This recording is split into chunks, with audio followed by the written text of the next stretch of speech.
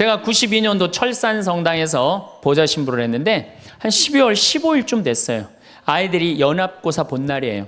그래갖고 저녁 먹고 이제 성당을 이렇게 산책을 하는데 지하실에서 뭐 난리도 아니에요. 뭐 의자 부시는 소리에 뭐 비명 소리에 정신이 하나도 없더라고요. 그래서 내려가서 보니까 아이들이 소주를 먹고 어떻게 하느냐면은 뭐 난리도 아니야. 뭐 자기네들끼리 의자를 부시고 끌어안고 울고 별놈이 다 있더라고요. 별놈이 다 있어갖고 니네들 도대체 왜 그러느냐? 저는 중학교 아이들이 술 먹고 담배 피는 거 내가 본당 신부할 때 나한테 걸려도 난 한 번도 혼낸 적이 없어요. 애들. 왜 혼낸 적이 없냐면 내가 중고등학교 때 술, 담배 다 했거든. 뭘 혼을 내. 그래서 야, 니네들 사제관에 좀 올라와 봐라. 신부님이 혼내지 않고 사제관으로 올라오라고 그랬고 딱 앉혔어요. 한 15명을. 남자, 여자 다 앉아갖고 니네들 도대체 무슨 일 때문에 이렇게 술을 먹고 성당 기물을 부시냐 얘기를 좀 해봐라. 그랬더니 마침 그 아이 중에 한 아이가 엄마 아빠가 이혼을 한 거야. 자기네들끼리 위로해 준다고 마침 시험도 끝나고 소주를 지금이야 18도 19도지만 그땐 24도짜리 소주 아니에요. 중학교 3학년 애들이 그거 먹고 그냥 필름이 끊어진 거죠. 그래갖고 이제 앉혀갖고 그냥 귀양 나온 얘기니 니네들 인생을 한번 얘기를 해봐라. 이제까지 살아온 거. 그랬더니 애들이 그냥 15년, 16년 살아온 인생 그냥 나름대로 그냥 쫙 밤 12시가 넘은 거예요. 그래갖고 오늘은 너무 늦었으니까 니네들 귀양 이렇게 술이 취했으니 집에 가지 말고 신부님 집에서 자라. 사조관에서 15명 다 집으로 전화해라. 만약에 엄마 아빠가 뭐라고 의심을 하면 나를 바꿔줘라. 그래갖고 내가 몇몇은 내 통화를 해갖고 내가 오늘 재울 테니까 걱정하지 말라고. 그리고 애들한테 니네들 술은 이렇게 먹는 게 아니다. 그래갖고 내가 또 꼬냑을 또 한 병 꺼내갖고 한 잔씩 다 따라주면서 아이들하고 정말로 다정한 얘기를 했어요. 그러니까 아이들이 너무 좋잖아요. 술을 먹었는데 혼을 내기를 하나, 또 신부님이 방에서 재워주지, 자기 얘기 다 들어주지. 그래서 내가 2월 달에 발령을 받아갖고 떠나는데 가지 말라고. 애들이 일주일 동안 우는 거예요. 가지 말라고. 신부님 우리랑 살자고. 그래갖고 내가 발령 받아가는 애들 발령 받아가는 날 30명이 학교를 안 간 거예요. 가지 말라고. 그래갖고 제가 이제 수원으로 이제 발령을 받아갔는데 토요일만 되면은 전철을 타고 내려오는 거예요. 토요일만 되면은 30명이. 그래갖고 한 주, 2주 오다 말겠지. 그런데 애들이 3개월 동안 계속 내려오는 거예요. 나보고 싶다고. 생각해보니까 이렇게 하면 안 되겠더라고. 이렇게 끌고 다니다가는 10년 후에는 한 3,000명 끌고 다니겠더라고요. 그래서 사제는 본당을 떠나면은 인연을 끊어야 되는구나. 그때 깨달았어요. 그 다음 사제가 정말로 사목을 잘할 수 있도록 떠난 본당에 일체 연락하면 안 되고 떠난 본당 사람들하고 어울리면 안 되는구나. 그때 깨달았어요. 그래갖고 제가 이제 평택에서 이제 비전동 성당이라고 5년 초대 본당 신부를 했어요. 초대 본당 신부 했으니 교우들하고 얼마나 친했겠어요.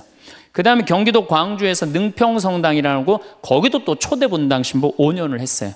10년을 본당 신부를 하고 제가 지금 강원도 평창에 이제 갔잖아요. 6년 전에. 평창에 갔는데 내 첫 영명 축일 때 교우들이 신부님 축일 축하한다고 몇 명이나 왔냐면 200명이나 온 거예요. 기분이 너무너무 좋더라고요. 나를 잊지 않고 이렇게 200명이나 와줬구나. 그렇지만 저는 연락은 안 해, 개인적으로. 근데 둘째에 150명으로 줄어들었어요. 내 축일에. 셋째에는 100명으로 줄어들더라고요. 뭐 계속 연락은 안 하니까 넷째 해는 50명으로 줄어들었어요. 작년에는 30명으로 줄어들더니 올해 내 축일에는 17명이 딱 앞에 그냥 쭉 한 줄 앉아 있는데 외롭더라고요. 근데 사실은 그 200명에서 17명까지 줄어들 때 누가 연락을 안 하고 산 거예요? 내가 연락 안 하고 산 거예요.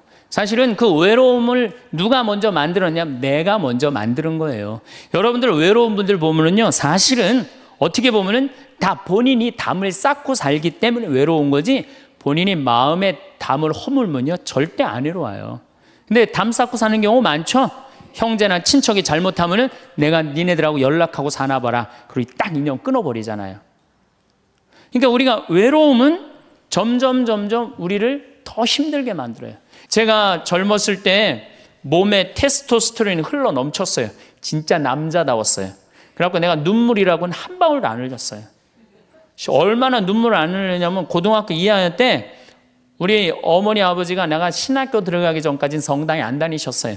그러니까 이해가 안 됐잖아요. 반대한다고 어머니가 막 정말로 아버지가 그 막 어머니를 막 끌어안고 저를 보고 뭐라고 그랬느냐면 울면서 제발 신학교 안 간다는 소리 좀 해라.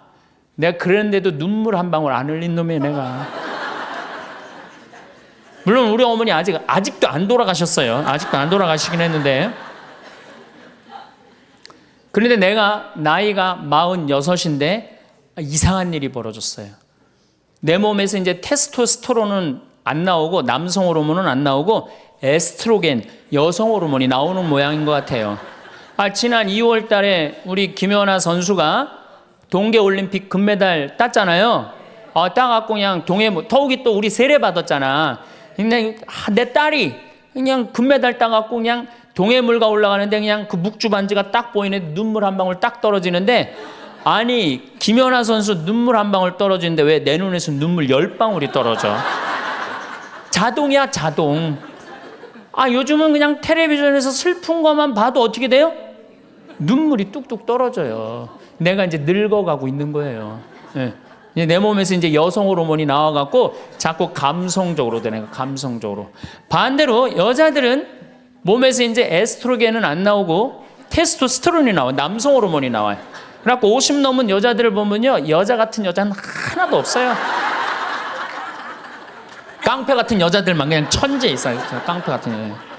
그냥 몸에서 근데 에스트로겐이 빠져나가면은요, 여성 호르몬이 빠져나가면은요, 기억력도 같이 빠져나간대. 기억력도. 그래갖고 그냥 장을 보러 나가야 되는데 그냥 지갑을 어디다 놔뒀는지 알 길이 없는 거야. 온 집안을 다 뒤져도 지갑이 없는 거예요. 그래갖고 열받는다고 냉장고 딱 열어보니까 김치통 위에다 지갑 딱 올려놔. 아이고 내가 왜 이럴까. 심지어는 어떤 분은 막 1층에서 2층 올라가면서 올라가는 중간에 무슨 일을 하러 올라가는지 까먹는 분도 계세요. 그런 분들 많죠? 더 심각한 분은 어떤 분이냐면 1층하고 2층 중간에 서서 고민하기 시작하는 거예요. 과연 내가 지금 2층에서 내려오고 있는 중이었을까? 1층에서 올라오고 있는 중이었을까? 깜짝깜짝 놀라는 거죠. 심지어는 저는 어떤 분까지 봤느냐면은 핸드폰을 하면서 지금 내가 핸드폰을 찾는데 내 핸드폰 어디 있지? 이러고 있는 사람들도 있어요. 그런 분들도 있어요. 늙어가는 거죠. 늙어가는 건 굉장히 슬픈 거예요. 젊음을 빼앗기는 거, 이런 것들이 자꾸 우리를 슬프게 하죠. 한숨이 나오죠. 더욱이 아줌마들은요, 40이 넘으면 확 갑자기 몸에 얼굴이 열이 확 올라왔다가 열이 확 식었다가 그러죠. 감정의 기복도요, 막 기뻤다가 슬펐다가 분명해요. 울었다 웃었다가 분명해요. 그러면 자식 붙잡고 네가 인생을 어떻게 살라고 그러냐고 막 울다가 갑자기 그냥 성당 친구가 전화 오면은 언제 그랬냐는 듯이 내가 오늘 신부님을 강의를 들었는데 너무 재밌다고 막 깔깔깔깔거리고 막. 그러면 아들이 딸이 엄마 도대체 왜 그래? 이 소리를 들으면요, 여러분들은 심각하게 늙어가고 있는 거예요. 엄마 도대체 왜 이래? 내가 이제 늙어가는 거죠. 그럴 때 우리 인간은 외로움을 느낀다는 거죠. 여러분들 외로우세요? 안 외로우세요? 안 외로워요? 안 외로운 분들이 계세요? 외롭죠? 사실은 여기 계신 분들 중에 단 한 분도 안 외로우신 분은 없어요. 아무리 행복한 사람이라도 문득 외로울 때가 있어요. 아무리 행복한 사람이라도. 여러분들 낙엽이 막 떨어지고 막 바람에 그냥 낙엽이 스산하게 막 날릴 때 그거 보면은 마음이 왠지 좀 쓸쓸하고 외롭지 않으세요? 한 입을 덮고 사는 남편이 어느 날 그냥 등 돌리고 말도 안 하고 그냥 그러고 있으면은 외로워요, 안 외로워요? 우리 인간은요, 고독할 수밖에 없어요. 우리 인간은. 그 예수님은 외로웠겠어요? 안 외로웠겠어요? 예수님도 외로웠어요. 예수님이요, 이 뭐라고 그러셨냐면 오늘 루카복음에 말씀이 나오지만은 예수님이 갈릴레아에서 예루살렘으로 올라가는데 중간에 사마리아라는 지역을 지나가면 지름길로 가세요. 그러니까 그 사마리아라는 동네를 딱 들어가려고 그러니까 사마리아 사람들이 예수님이 예루살렘에, 이 사마리아하고 예루살렘 사람들은 원수지간이에요. 그러니까 우리 동네를 지나서 예루살렘에 올라가는 걸 용납을 안 하세요. 용납을 안 합니다, 사마리아 사람들이. 그래서 우리 마을에 못 들어오게 해요.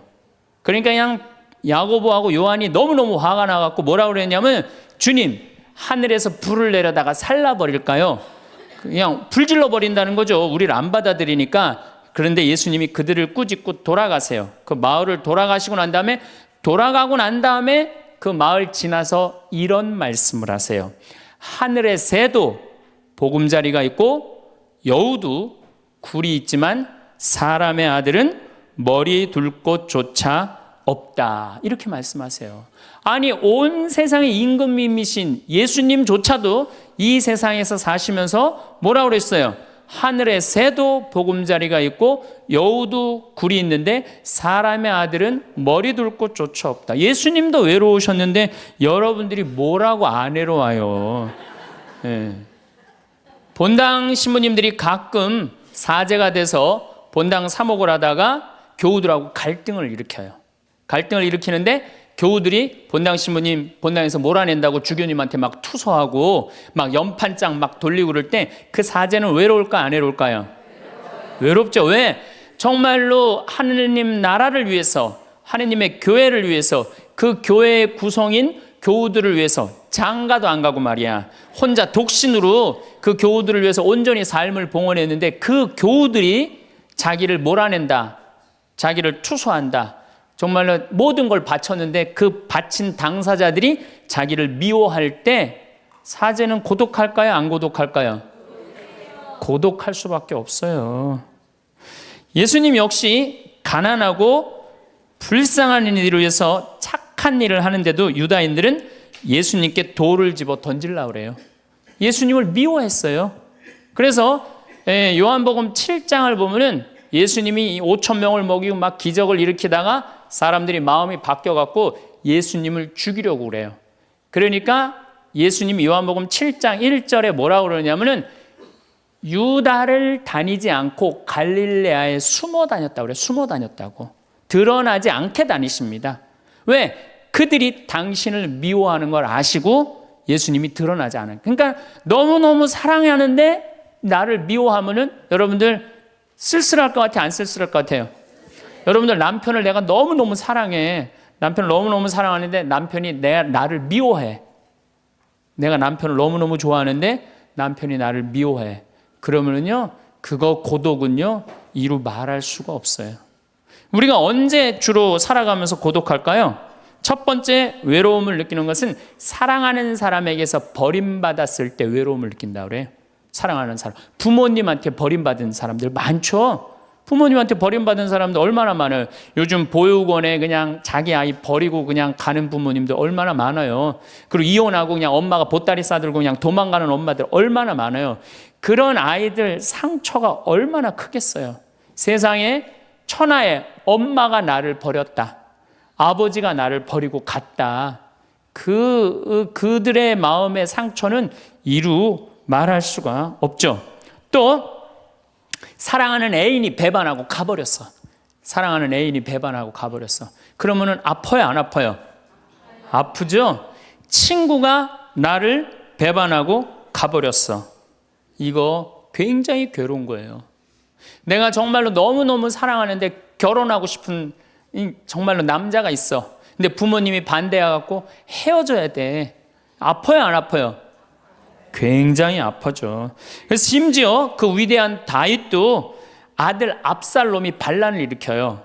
아들이 압살롬이라는 아들이 있는데 반란을 일으켜갖고 다윗이 도망 나갑니다. 예루살렘에서 그냥 급히 도망을 나가면서 이런 시를 불러요. 시편 3편에 주님, 저를 괴롭히는 자들이 어찌리 많습니까?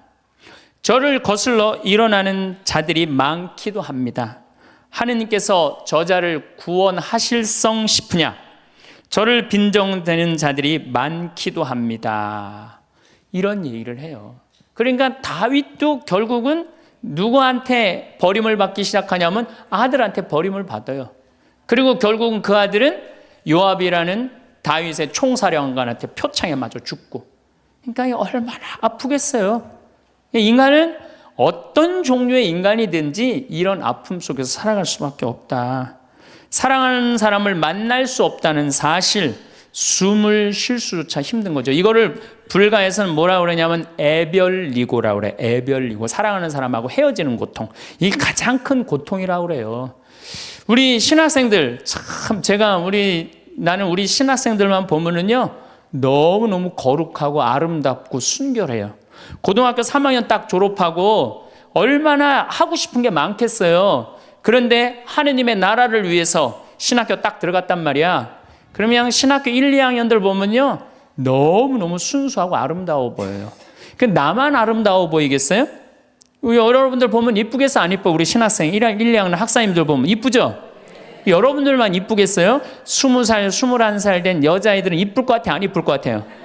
신학생들이 너무너무 매력이 있잖아요. 그래갖고 가까이 가고 싶고 자꾸 만나고 싶단 말이야. 고등학교 때까지는 공부하다가 모르다가 그냥 신학생들도 딱 신학생이 돼갖고 그냥 이쁜 아가씨가 자꾸 옆에 있으면 마음이 끌릴 것 같아요? 안 끌릴 것 같아요? 끌릴 수밖에 없어요. 사람은요 어쩔 수가 없어요. 그래갖고 한 2년 만나다 보면은요 이게 이때부터 갈등하기 시작하는 거예요. 내가 사제가 돼야 되는데 왜 자꾸 저 여자한테 마음을 빼앗기나. 그래갖고 그냥 그때부터 고민하기 시작하는 거예요. 하느님을 선택할 것이냐 여자를 선택할 것이냐. 그래서 신학교에서는 재미난 말이 있어요. 2말 3초라고 그래. 2학년 말 3학년 1학기 3학년 초 이때가 가장 신학생들이 갈등을 많이 할 때예요. 그래갖고 이때 여자를 떠나보내면 이제 4학년 5학년 쭉 군대 가면서 이제 사제 길로 가는 거예요. 근데 이때 그냥 이 여자를 따라가면 이제 신학교 나가는 경우가 많죠. 그래갖고 그냥 그 젊은 나이에 그 피 끓는 뜨거운 애정을 끊고 사제가 되니 애별리고의 고통을 안 겪은 사제가 몇 명이나 될 것 같아요. 그러니까 서품 때 보면 그냥 누워갖고 그냥 이 깔고 그냥 그 여자 떠나보낸 여자 생각하고 그냥 가슴이 아파서 우는 거예요. 모든 걸 떠나보내야 돼. 인간이 얼마나 그게 힘든 건데요. 그러니까 여러분들 신부님들한테 잘하세요. 괜히 주교님한테 편지 쓰고 그러지 마시고.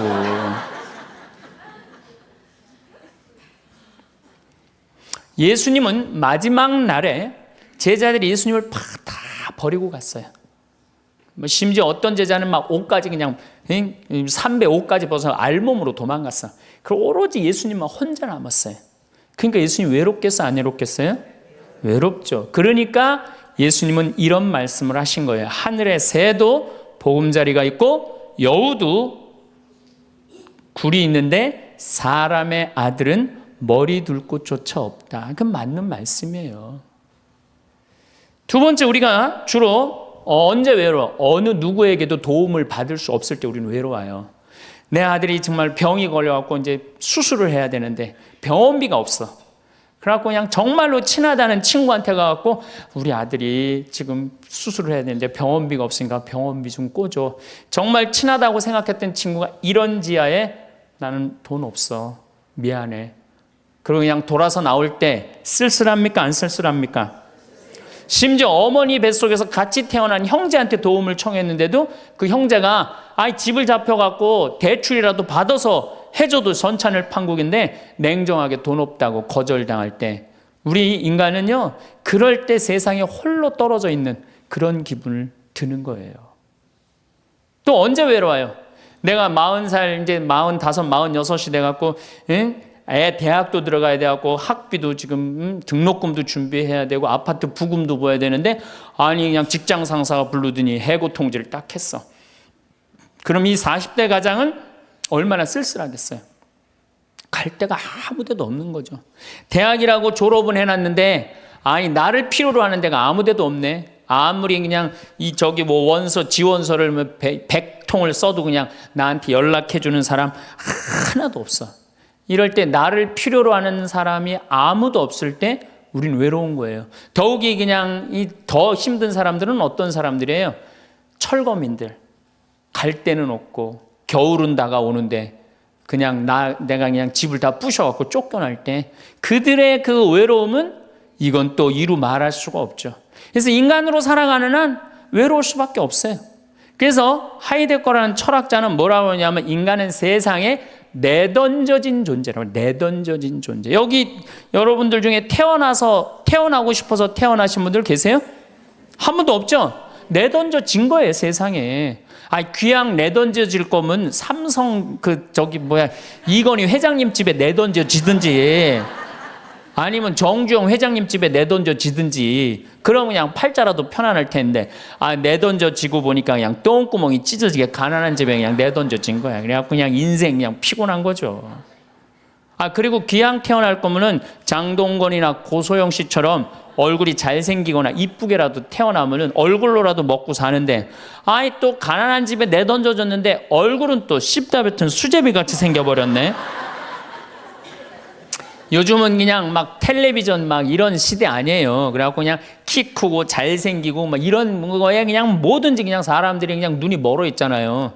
근데 그냥 생긴 건 씹다 뱉은 수제비 같이 그냥 이렇게 살아가는 사람들은 인생을 힘들게 살아갈 수밖에 없다는 거예요. 그런데 그런 사람들이 95%가 그렇다는 거예요.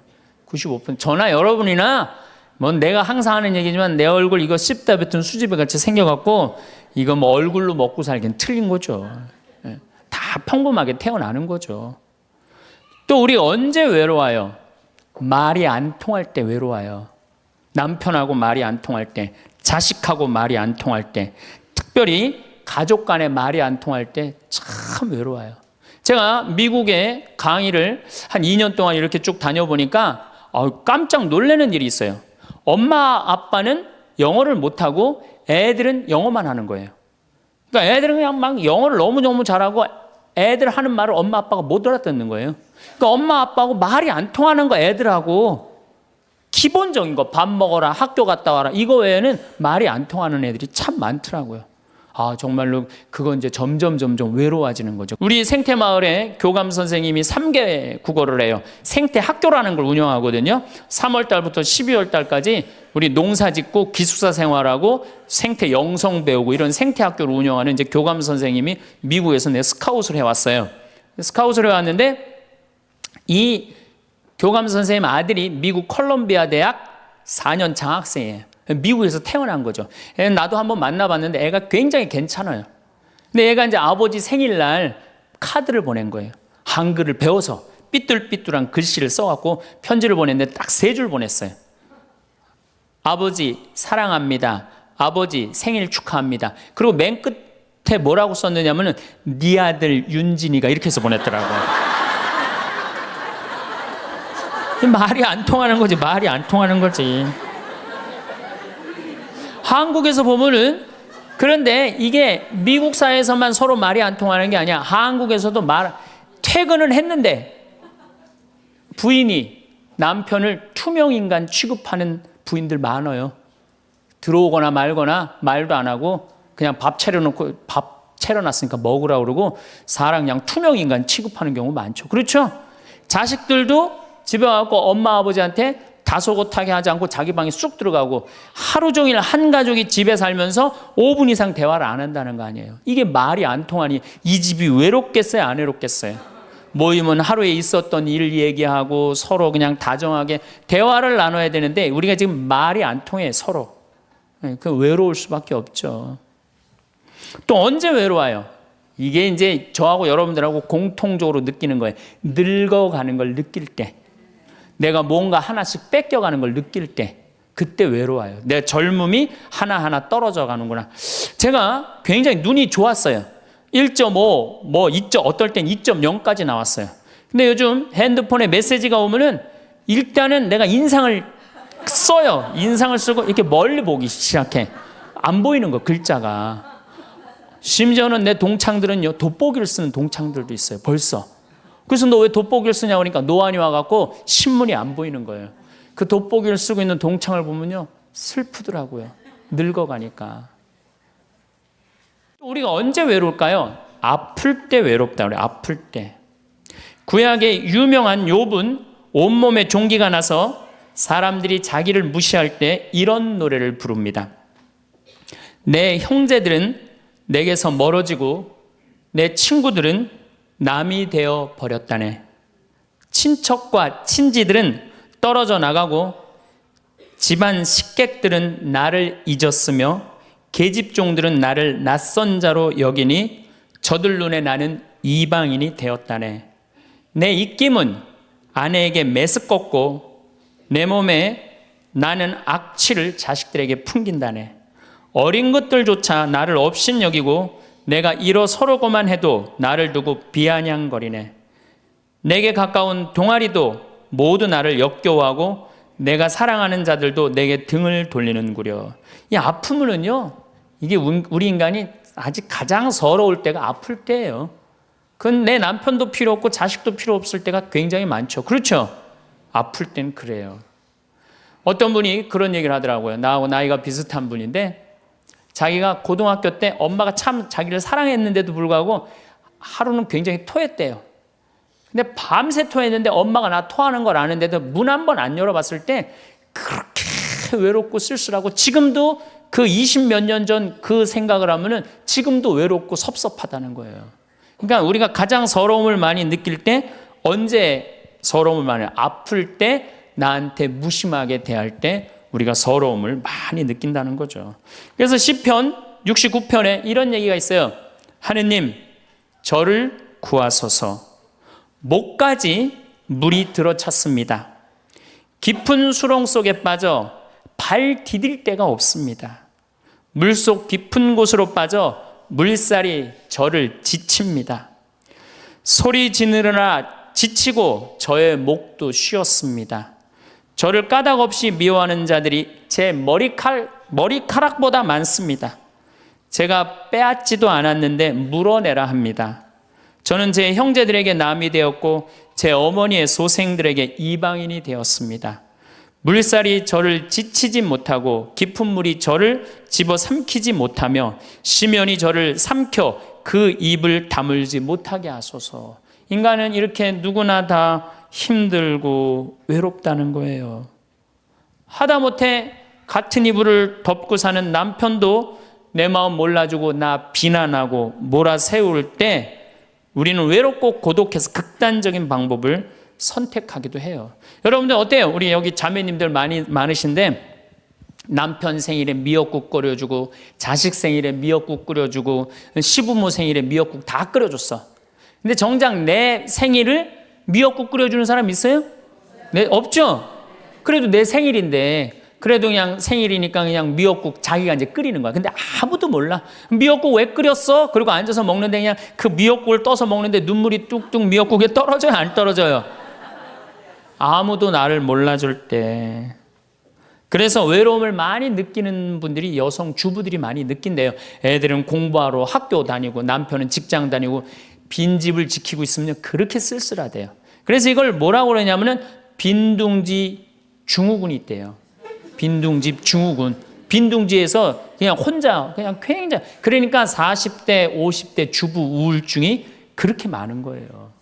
네, 그분들이. 그런데 놀랍게도 독신으로 사는 여성보다는 결혼한 여성이 더 외롭대요.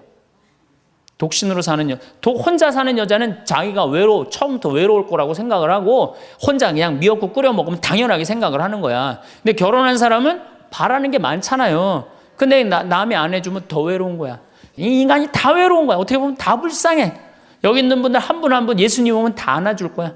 너 그동안 외로웠구나. 내가 안아주마. 다 그럴 거예요. 여기서는 웃고 있지만 막상 돌아가서 집에 가보면 눈물을 흘리는 분들 많을 거라는 얘기죠. 대한민국 사람들이 굉장히 외로운 것 같아요. 대한민국의 명장면이 하나 있어요. 저는 이해가 안 가는 장면 하나 있어요. 대한민국 사람 참 외롭구나. 대한민국 아줌마들이 외롭구나를 느끼는 장면 하나가 있어요. 그게 뭐냐면 연예인들 군대 갈 때예요. 아니 연예인들 군대 가는데 왜 아줌마 500명이 따라가. 자기 아들 군대 가는 것도 아닌데. 그래갖고 그냥 거기다가 막 기다린다고 그러고. 그러니까 어디 마음을 열어놓을 데가 없는데 그 연예인한테 마음을 열어놓고 사는데 그 연예인이 2년 동안 안 보인다고 그러니 얼마나 슬퍼. 그러니까 그 앞에서 우는 거예요. 참 그 슬픈 장면이죠. 키에르 케고로라는 철학자는 죽음에 이르는 병을 절망이라고 그래요. 절망. 외로움에서 끝에 아무도 내 옆에 없구나. 이런 절망에 할 때 죽음에 이른다는 거죠. 그러니까 우리가 잃어버린 마음을 찾아야 된다는 거죠. 잃어버린 마음을.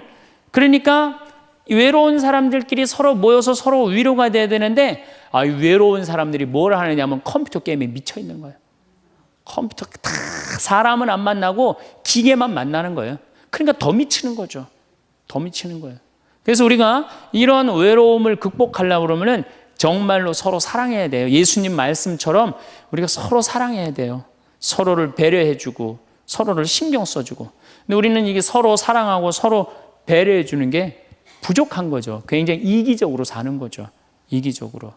그럼 여러분들은 언제 외로움을 정말로 극단적으로 느끼느냐? 자식한테 기댈 때. 특히 여기 계신 여러분들은 언제 더 많은 외로움을 느끼냐면 늙어서 자식이 나한테 잘해주겠지 이런 마음 먹는 분들은요 외로워요. 딸이 나한테 잘해주겠지, 늙어서 나 용돈도 주고 내가 고생해서 키워놨으니까 나 호강시켜주겠지 이런 생각하는 분들은요 외로울 수밖에 없어요. 자식은요 잘 키워도 소용없고 못 키워도 소용없는 게 자식이에요. 자식은 그저 고등학교 3학년 때까지 키우고 끝나야지 그 다음 욕심내면요 여러분들 외로울 수밖에 없어요. 그러면은 못 키운 자식이 왜 소용없어요? 그냥 중고등학교 때 속새기는 놈 커서도 속새겨요. 직장도 못 들어가고 그냥 빌빌거리고, 그리고 또 결혼해도 제대로 살지도 못하고 그냥 또 이혼해갖고 그냥 손자 그냥 나한테 맡겨갖고 힘들어. 그러니까 자식은 못 키우는 자식 소용없어요. 그러면은 잘 키우는 자식은 왜 소용없느냐? 잘 키운 건 더 소용없어요. 그냥 좋은, 여기 지금 서울대학 가까이 있잖아요. 며칠 전에도 내가 서울대학 가서 강의를 했는데 똑똑해.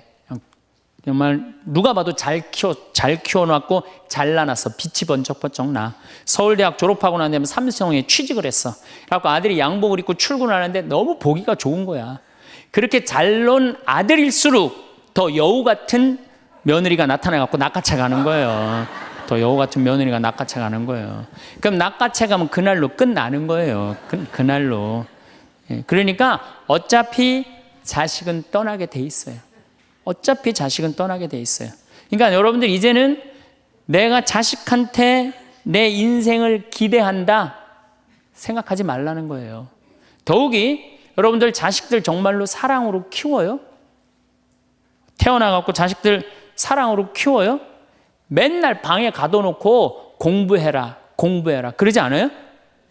맨날 공부해라고. 그래서 여러분들 이 생각만 하면 돼. 내가 어렸을 때 자식하고 다정하게 맛있는 거 먹으러 다니고 놀러도 다니고, 그리고 난 다음에 대화도 막 늘 살갑게 한 엄마는 늙어서 자식이 먹으러도 다니고 놀러도 다니고 대화해줘요.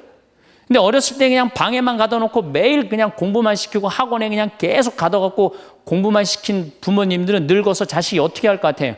방에 가둬놓고 밥만 먹이는 거, 밥만. 그리고 이제 완전히 이제 늙어갖고 움직이지 못할 때 어떻게? 학원에 그냥 계속 가두듯이 이제는 그냥 양로원에 그냥 가둬갖고 그냥 거기서 살라고 그래. 그냥 자식들한테 공부해라 그런 부모님들 이거 심각하게 이거 고민해야 돼요. 그런 분들은 더 외로울 수밖에 없어. 더 외로울 수밖에 없어. 그러니까 보통 이제 초등학교 이제 1학년, 2학년 애들이 막 너무 6, 7살까지는 이쁘다가 초등학교 들어가면 막 공부를 안 하고 그러면요. 애들한테 엄마가 막 폭언을 하기 시작해요. 그래갖고 성적표를 받아왔는데 40점, 50점 이렇게 받아오면은 애들한테 그래요. 너 밥이 넘어가냐고. 네가 잠이 오냐고. 너 지금 텔레비 봐야 되느냐고. 그래갖고 그냥 보통 공부 못하는 애들이요. 성격이 느긋한 애들이 공부 못해요. 내일 시험이라도 걱정 안 하고 느긋하게 있는 애들이 공부 못하는 거예요. 그렇죠? 그럼 그거 보고 있으면 엄마가 불이 나요, 안 나요? 그래서 느긋한 성격 가진 애를 그냥 괴롭히기 시작해요. 욕을 해야 되는 거야. 초등학교 6년 욕을 한단 말이야. 그럼 애가 6년 지나가면 그냥 성격이 삐뚤어져요. 공부 못해도 우리 아들 착하다, 우리 딸 예쁘다, 우리 아들 성격 좋다. 그러면 6학년 때까지 성격 안 삐뚤어지거든요. 근데 6년 내내 엄마가 욕을 하는 거야. 너 같은 인간이 밥을 내가 너를 놓은 게, 내가 너 놓고 미역국 먹은 게 내가 후회된다 막 이러니 6년 동안 애가 그냥 삐뚤어지는 거야. 이제 중학교 올라가면 더 삐뚤어지는 거죠. 중학교 올라가면 엄마가 더 극단적으로 아이하고 싸우는 거예요. 그러니까 중학교 되면 애가 엄마랑 같이 있고 싶지 않은 거예요. 그래서 어디 좀 놀러 가자고 그래도 어떻게? 엄마 아빠나 갔다 오라고. 외로울 수밖에 없는 거죠. 고등학교까지 되면은 완전히 빗나가게 되면 심한 아이들은 어떤 경우도 있느냐면요, 정신질환까지 앓는 아이들도 있어요. 심한 경우는. 그래서 보통 엄마들이 어느 정도로 우리가 정말로 한심하냐 하면은 이제 자기 아이가 태어나면은 꿈에 부풀어 있는 거예요. 자기 아이가 천재인 줄 아는 거, 천재. 그래갖고 막 엄마, 아빠 그럼 막 천재가 말하는 것 같은 거야. 막 1살, 2살짜리. 그래갖고 내 아들 천재, 내 딸 천재라고 우유를 먹여도 아인슈타인만 먹여요. 천재 먹으라고. 아인슈타인 우유만 먹는 거야. 애가 그냥. 그래갖고 그냥 초등학교 들어갔는데 이놈이 천재인 줄 알았더니 섞어 놓으니까 아인슈타인 정도는 아닌 것 같아. 그래서 우유를 바꿉니다. 서울 우유로 바꾸는 거야. 서울 우유로. 그래서 서울대학은 가라고 서울로 바꾸는 거예요. 6년 동안 서울이 죽으라고 먹였어. 근데 중학교 올라갔더니 이게 컴퓨터 게임에 빠지기 시작하네. 그래갖고 그냥 성적이 보니까 이거 뭐 아닌 것 같아. 그래서 엄마가 마음을 또 바꿔. 연세 우유로 바꿔. 연세 우유로. 고등학교 들어가 보니까 이건 뭐 진짜 아니야. 그래갖고 그래도 엄마가 포기를 못하고 무슨 우유를 먹이냐면 건국 우유를 먹어요. 건국 우유를. 근데 사실은 이 우유까지는 괜찮아요. 건국 우유까지 서울에 있는 학교에 가면요, 서울대학이에요. 이 지방에 다 가거든요. 고등학교 3학년 때는 이건 건국 우유도 안 될 것 같아. 그래갖고 그냥 최종적으로 정말로 애절한 마음으로 먹이는 우유가 뭔지 아세요? 저지방 우유예요. 저지방 우유. 지방대학은 가지 말아라. 그러니까 여러분들 자식을 정말로 사랑으로 키우느냐 욕심으로 키우느냐 이거 반성해야 돼요. 그렇게 애를 힘들게 키우는데 여러분들 노년이 풍요롭겠어요? 사랑이 없는 거예요. 사랑이. 정말 안타깝죠. 그래서 우리들이 그 아이들이 자기가 능력이 자꾸 깨져가는 걸 느낄 때 우리는 쓸쓸하고 외롭다는 거죠. 그때 누가 위로가 돼야 돼? 엄마들이 위로가 돼. 우리 아들 괜찮아. 정말 착하고 하느님 찬양하고 하느님 사랑하고 매일매일 성실하면 살면 돼. 그걸 전해줄 때 여러분들 노년은 안 외로워요. 너 같은 걸 내가 낳았으니 이 웬수야. 밥이 넘어가느냐? 이런 분들은 외로울 수밖에 없어요. 우리는 종종 스스로를 작게 느낍니다. 특별한 성취나 화려한 성공이 있어야만 가치 있는 시간을 보낸 것이라 생각하기도 합니다. 하지만 진정한 삶의 모습은 그런 눈부신 순간보다 오히려 평범하고 소박한 풍경 속에 있습니다. 아침에 눈을 떴을 때 창문으로 스며드는 빛의 온기를 느끼는 순간, 따뜻한 물 한 모금이 온몸으로 퍼져나가는 감각, 무심코 바라본 하늘의 구름이 만들어내는 그림, 이런 사소하고 평범한 순간들이야말로 우리의 존재를 가장 확실하게 증명하는 증거들입니다. 일상의 반복이 때로는 무의미하게 느껴질 수 있습니다. 어제와 비슷한 오늘, 그리고 오늘과 다르지 않을 것 같은 내일의 연속은 우리를 지치게 만들기도 합니다. 하지만 그 반복되는 시간의 결을 자세히 들여다보면 그 안에는 고요한 질서와 안정감이 숨쉬고 있습니다. 반복되는 풍경 속에서도 매일 새로운 결이 숨어 있습니다. 늘 보던 창밖 하늘은 어제와 다른 색의 구름을 품고 있고 매일 걷는 길가에 풀잎은 밤사이 맺힌 이슬로 다른 빛을 냅니다. 진정한 관찰은 바로 이 미세한 차이를 발견하는 마음에서 시작됩니다. 일상은 우리에게 세상을 깊이 느끼는 법을 알려주는 조용한 스승과도 같습니다. 매일 같은 시간에 일어나 비슷한 일을 하고 비슷한 길을 걷는 것은 단순한 되풀이가 아닙니다. 그것은 혼란스러운 세상 속에서 나만의 중심을 잡고 뿌리를 내리는 과정입니다. 특별한 사건이 없는 하루는 실패한 하루가 아니라 가장 평온한 하루일 수 있습니다. 우리는 그 평온함의 가치를 너무 쉽게 잊어버립니다. 삶의 본질은 화려한 장식이 아니라 묵묵히 자리를 지키는 기둥과 같습니다. 모든 날이 맑을 수는 없습니다. 마음에도 흐린 날과 비 오는 날이 찾아옵니다. 그런 순간이 오면 우리는 쉽게 자신에게 화살을 돌립니다. 왜 나는 더 강하지 못할까? 왜 이 작은 파도에도 이토록 흔들리는 걸까? 스스로를 다그치고 질책하는 목소리는 마음의 비를 더욱 거세게 만들 뿐입니다. 마음의 짐은 덜어내려고 발버둥 칠수록 더욱 무거워집니다. 오히려 그 짐의 정체를 가만히 들여다보고 그것이 생겨났는지 이해하려 할 때 무게는 서서히 가벼워집니다. 완전하지 않은 자신의 모습을 끌어안는 것은 나약함이 아닙니다. 그것은 살아있는 모든 존재가 가진 자연스러운 모습을 인정하는 지혜입니다. 우리는 자기 자신에게 너무 엄격한 재판관이 되곤 합니다. 과거의 선택을 끊임없이 심판하고 현재의 부족함을 질책합니다. 하지만 그렇게 자신을 대하는 동안 마음은 서서히 에너지를 잃어갑니다. 우리 내면의 목소리는 종종 따뜻한 위로자이기보다 냉정한 비평가에 가깝습니다. 자신에게 건네는 말들을 가만히 들어보십시오. 가장 가까운 친구에게는 차마 하지 못할 날카로운 말들로 스스로를 베고 있지는 않습니까? 그 목소리의 톤을 조금만 바꾸어 보는 것입니다. 왜 그것밖에 못했냐는 질책이 아니라 그렇게 하느라 애썼다는 격려를 보내는 것입니다. 더 잘해야 한다는 채찍질 대신 지금은 잠시 힘들어도 괜찮다는 다정한 허락이 필요합니다. 먼저 필요한 것은 심판이 아니라 이해입니다. 그때 왜 그런 말을 했는지, 그때 왜 그런 행동을 할 수밖에 없었는지, 그 순간의 나로 돌아가 마음의 이야기를 들어주어야 합니다. 모든 선택에는 그럴 만한 이유가 있었고, 모든 행동에는 나름의 절실함이 담겨 있었음을 알게 될 것입니다. 자신을 이해하기 시작하면 타인을 향한 시선도 자연스럽게 너그러워집니다. 나를 용서할 수 있을 때 세상도 용서할 수 있게 됩니다. 자신에게 다정해지는 가장 좋은 방법은 스스로와 친구가 되는 것입니다. 우리는 좋은 친구를 위해 기꺼이 시간을 내고 그들의 이야기를 들어주며 아낌없는 지지를 보냅니다. 이제 그 친절을 자기 자신에게 베풀어 보십시오. 하루 중 잠시라도 온전히 자신과 마주하는 고요한 시간을 갖는 것입니다. 내 마음이 지금 무슨 말을 하는지 귀 기울여주고 지친 어깨를 스스로 다독여주는 것입니다. 세상 가장 가까이에 있는 소중한 친구를 대하듯 나를 대할 때 우리는 더 이상 외부의 인정에 목마르지 않게 됩니다.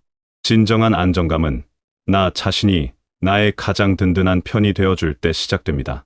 마음이 흔들리는 것을 두려워할 필요 없습니다. 흔들림은 살아있다는 가장 분명한 신호이기 때문입니다. 단단하게 굳어버린 땅에서는 새로운 싹이 돋아나기 어렵습니다.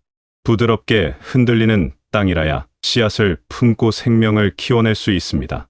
마음의 흔들림은 우리가 무언가를 깊이 느끼고 세상과 교감하고 있다는 증거입니다. 불안하고 초조한 감정은 우리가 안전하고 평온한 상태를 갈망하고 있다는 마음의 신호입니다. 그 신호를 무시하거나 억누르지 말고 다정하게 귀를 기울여 주십시오. 지금 내가 불안하구나. 지금 내가 평온을 원하고 있구나. 그렇게 자신의 감정을 알아주는 것만으로도 마음은 큰 위로를 받습니다. 부족함을 감추려 애쓰지 않아도 괜찮습니다. 모든 존재는 저마다의 결핍을 가지고 태어납니다. 둥근 달도 차고 기우는 과정을 겪으며 자신의 아름다움을 드러냅니다.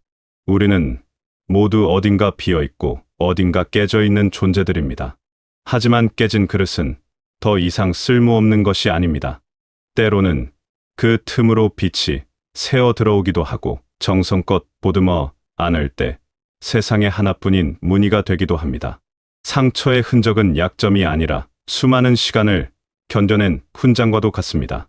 그 불완전함이 서로를 필요로 하게 만들고 서로에게 기대게 만듭니다. 완벽해지려는 노력을 내려놓을 때 우리는 비로소 자유로워집니다.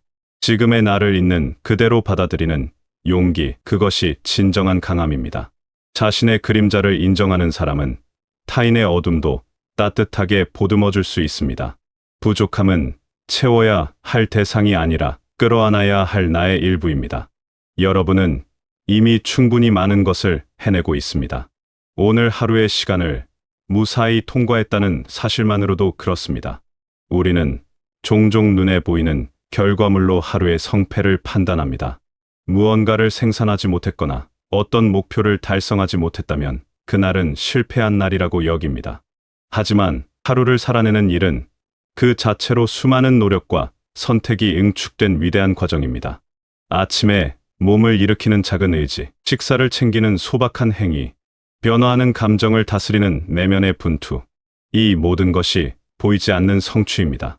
우리는 숨을 쉬고 존재한다는 사실 자체의 가치를 너무 쉽게 잊습니다. 다른 사람의 속도에 조급해할 필요 없습니다. 세상에는 사람의 수만큼 다양한 삶의 리듬이 존재합니다. 어떤 사람은 빠르게 달리고 어떤 사람은 천천히 걷습니다. 잠시 멈추어 있는 사람도 있습니다. 어느 것이 옳고 그른 것은 없습니다. 중요한 것은 나만의 고유한 속도를 존중하는 것입니다. 남들이 앞서가는 것처럼 보일 때 우리는 불안해집니다. 나만 뒤처지는 것 같은 기분에 휩싸입니다. 하지만 그것은 그들의 시간표일 뿐 여러분의 시간표가 아닙니다. 성장은 언제나 눈에 보이는 것은 아닙니다.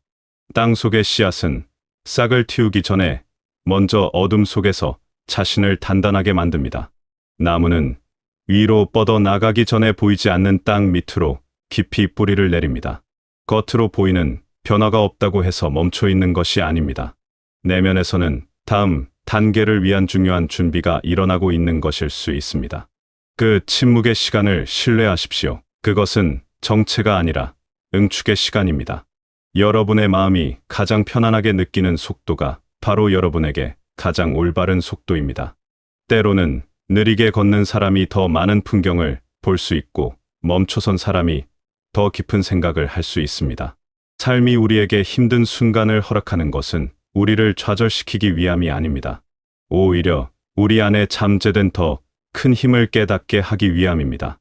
평온한 바다에서는 유능한 뱃사공이 만들어지지 않습니다. 거친 파도를 넘나든 경험이야말로 배를 단단하게 만들고 선원을 성장시킵니다. 지금까지 수많은 힘든 순간들을 견뎌온 여러분의 내면에는 스스로 생각하는 것보다 훨씬 더 큰 힘이 자리하고 있습니다. 그 힘은 평소에는 잘 느껴지지 않습니다. 마치 마르지 않는 깊은 우물과 같아서 자작목이 마를 때 비로소 그 존재를 알게 됩니다. 우리는 스스로의 한계를 마주했다고 생각하는 바로 그 지점에서 자신의 가장 깊은 곳에 있는 강인함과 만나게 됩니다. 여러분이 견뎌온 모든 순간이 그 힘을 증명하고 있습니다. 어려운 순간을 통과하고 있다는 사실 자체가 여러분이 강하다는 증거입니다. 시련은 우리를 스쳐 지나가는 구름일 뿐 우리의 본질인 푸른 하늘을 가릴 수는 없습니다. 때로는 모든 것을 잠시 멈추고 쉬어가도 괜찮습니다. 끊임없이 자신을 채찍질하며 앞으로 나아가는 것만이 성실한 삶의 태도는 아닙니다. 휴식은 포기나 나태가 아니라 다음 걸음을 위한 가장 적극적인 준비입니다. 몸이 지치면 쉬어야 하듯 마음이 지쳐 소리 없는 비명을 지를 때도 기꺼이 쉼을 허락해야 합니다. 아무것도 하지 않고 그저 존재하는 시간을 스스로에게 선물하십시오. 쉼을 통해 우리는 비워낼 수 있고 비워진 공간에 새로운 에너지를 채울 수 있습니다. 잘 쉬는 것이야말로 지치지 않고 오랫동안 자신의 길을 걸어갈 수 있는 가장 현명한 방법입니다. 자신을 아는 것보다 더 중요한 공부는 없습니다. 세상의 모든 지식을 섭렵한다 해도 자기 자신을 이해하지 못한다면 삶은 언제나 흔들릴 수밖에 없습니다. 내가 어떤 사람인지, 무엇에 기쁨을 느끼고 무엇에 상처를 받는지 아는 것이 중요합니다. 나의 한계를 아는 것은 나를 지키는 가장 큰 힘이 됩니다. 내가 할 수 있는 것과 할 수 없는 것을 명확히 구분할 때 우리는 불필요한 자책과 무리한 시도로부터 자유로워질 수 있습니다. 자신을 깊이 이해하는 사람은 다른 사람의 평가에 쉽게 흔들리지 않고 자신만의 중심을 단단히 지켜낼 수 있습니다. 삶의 모든 질문에 정답이 있는 것은 아닙니다. 우리는 늘 명확한 답을 찾으려 하지만 세상에는 때로 모호한 상태, 그대로 끌어안고 가야 하는 문제들이 더 많습니다. 왜 나에게 이런 일이 일어났을까? 이 고통은 언제 끝날까? 그 질문에 대한 답을 찾지 못해도 괜찮습니다. 이해할 수 없는 것들과 함께 살아가는 법을 배우는 것 또한 삶의 중요한 지혜입니다. 모든 것을 이해해야만 앞으로 나아갈 수 있는 것은 아닙니다. 때로는 그저 한 걸음 내딛는 행위 자체가 답이 되기도 합니다. 불확실성을 견디는 힘이야말로 우리를 더욱 성숙하게 만듭니다. 우리는 종종 지나간 어제를 아쉬워하고 아직 오지 않은 내일을 걱정하느라 지금 이 순간을 놓치곤 합니다. 하지만 삶은 오직 지금이라는 시간 속에서만 펼쳐집니다. 과거는 이미 사라진 그림자이며 미래는 아직 오지 않은 신기루와 같습니다. 진정으로 우리가 소유할 수 있는 시간은 바로 지금 여기입니다. 발바닥에 느껴지는 땅의 감촉, 귓가를 스치는 바람 소리, 눈앞에 보이는 사물의 색깔. 이 모든 감각이 우리를 현재로 데려오는 밧줄입니다. 지금 이 순간에 온전히 머무를 때 우리는 뒤로서 삶의 가장 깊은 평온과 만날 수 있습니다. 세상에 나 혼자만 동떨어져 있는 듯한 외로움이 밀려올 때 기억하십시오. 여러분은 결코 혼자가 아닙니다. 지금 이 순간에도 지구 어딘가에서는 여러분과 비슷한 기쁨과 슬픔을 느끼며 하루를 살아가는 수많은 사람들이 있습니다. 눈에 보이지 않지만 우리는 모두 연결되어 있습니다. 외로움은 나만이 겪는 특별한 형벌이 아니라 인간이라면 누구나 느끼는 보편적인 감정입니다. 그 감정을 통해 우리는 타인과의 연결을 갈망하고 관계의 소중함을 깨닫게 됩니다. 외로움은 우리를 고립시키는 벽이 아니라 세상으로 나아가는 문이 될 수 있습니다. 마음속에 수많은 생각들이 떠올라 고요함을 방해할 때 그것들을 억지로 누르려 하지 마십시오. 생각은 억누를수록 더 크게 부풀어 오르는 속성이 있습니다. 그저 강물이 흘러가듯 생각들이 떠오르고 사라지는 것을 가만히 지켜보십시오. 판단하거나 의미를 부여하지 않고 그저 바라보는 관찰자가 되어보는 것입니다. 생각에 끌려가지 않고 거리를 두고 바라볼 수 있을 때 우리는 뒤로서 생각의 주인이 될 수 있습니다. 마음의 평화는 생각이 없는 상태가 아니라 어떤 생각이 찾아와도 흔들리지 않는 중심을 잡는 데서 비롯됩니다. 여러분의 가치는 무엇을 하거나 이루어서 얻어지는 것이 아닙니다. 존재한다는 사실 그 자체에 있습니다. 꽃은 아름답게 피어나기 위해 누군가의 허락을 구하지 않습니다. 산은 그 자리에 우직하게 서 있는 것만으로 자신의 의미를 다합니다. 여러분 역시 마찬가지입니다. 숨 쉬고 느끼고 존재한다는 것만으로도 여러분은 이미 이 세상에서 유일하고 소중한 역할을 하고 있는 것입니다. 그 기본적인 사실을 잊지 마십시오. 여러분의 가치는 조건부적인 것이 아니라 절대적인 것입니다. 오늘도 묵묵히 자신의 하루를 살아내신 여러분께 따뜻한 위로와 조용한 응원을 보냅니다. 여러분은 이미 충분히 잘하고 계십니다. 여러분만의 속도를 믿고 천천히 나아가시길 바랍니다.